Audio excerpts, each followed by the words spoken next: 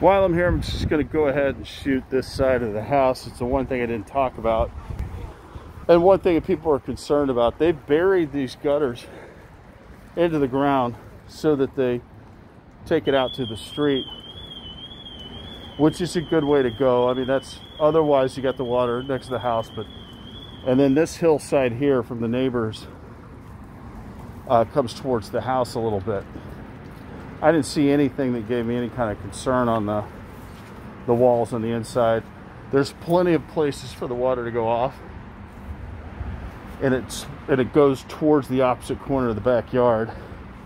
You can see that the neighbor's gutter comes into the ground right here. What you may not be able to see is that there is somewhat of a divot here, as if it's been worked on. And I would be willing to bet that there's some type of drain system that's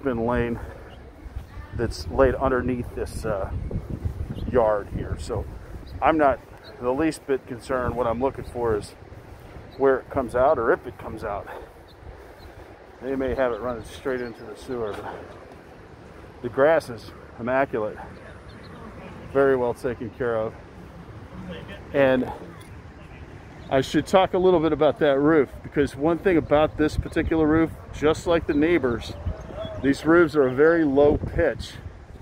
And you might look at that style of shingle and say, hey, that's the old style, that's 3-tab, it lays really flat.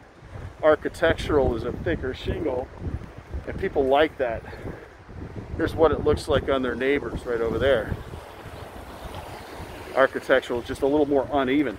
But the reason they don't use architectural on a low-pitched ceiling is because it has a tendency to get water underneath it.